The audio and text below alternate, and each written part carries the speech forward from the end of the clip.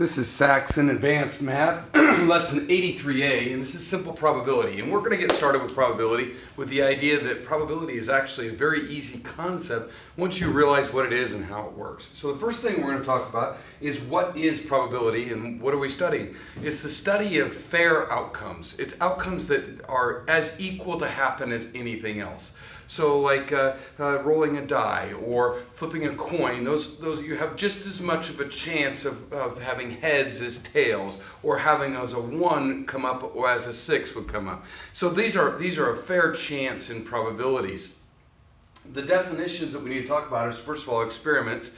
These are experimental, meaning that if I flip the coin once, I'm going to get a heads or a tails. And if I only take a sample space of one flip, I don't get a true outcome. But if I did it 10 times, it would become closer to being 5 and 5. But if I did it 10 times, I might get it 4 times on heads and 6 on tails.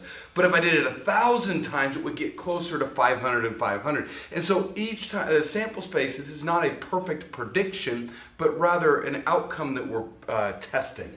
Okay, so, and we've already talked, I mentioned sample space. Sample space is how many times it's being done. What are the options that I could get out of that is a sample. So in other words, if I have a coin, heads and tails are my sample space. I don't get an option other than that.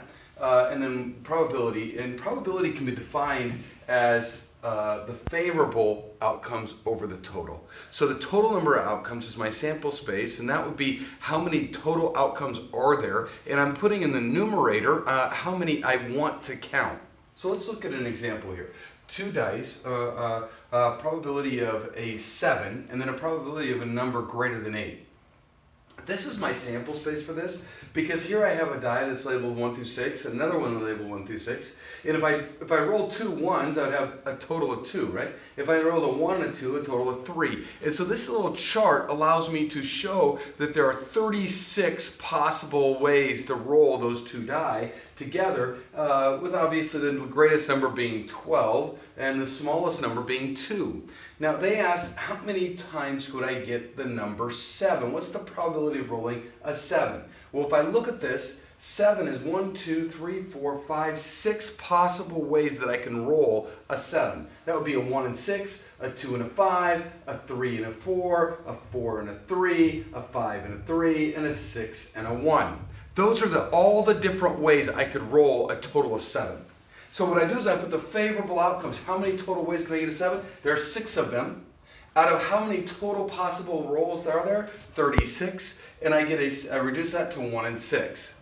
This works where they say, well, like the second part of the problem. What about the probability of a number greater than 8? Well, greater than 8 doesn't count the 8s themselves. But so if I count it, I have 4 9s, I have 3 10s, 2 11s, and 1 12, and those would all meet the criteria of greater than 8. And so I would look at that and say there's 10 possible, right? All the 9s, so I've got 4, 3, 2, and 1, that's 10. And I say 10 possible ways out of 36, that reduces to 5 and 18 is my probability. So once again, probability is simply the number of favorable outcomes divided by the total. Now, we do have one other little thing here that we put on for this side of this section, and that is probability will always be a number greater than or equal to 0 and less than or equal to 1. If I want to think of percentages, you can't have less than 0% of something, nor can you have greater than 100% of a total. And so anytime you have a probability of 1, it means it is likely. It's not just likely, it will happen. For instance, if I said, what is the probability of rolling 2 die that have an outcome of less than 12? I'm sorry, less than 13. We'll go really easy. Less than 13. Well, less than 13, how many possible ways are there? 36. How many of these are less than 13? 36. It's a 36 over 36, so it's a 1 probability. That's the greatest number that I can get. The other way is true as well. If I said, how many of these numbers would be greater than 13? Well, I can't get a number greater than 13.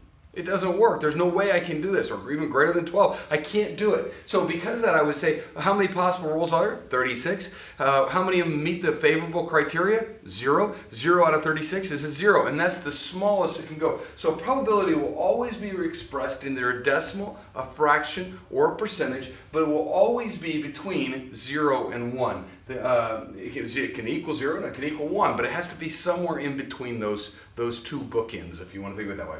So, once again, probability is the study of possible outcomes, and when we work with probability, we're always coming up with the favorable divided by the total. And a lot of times the problems will be worded where they're giving you favorable and unfavorable, but the total would just be the favorable plus the unfavorable. That would be the total number of outcomes, and that's what I would need to do is add those up to find the probability.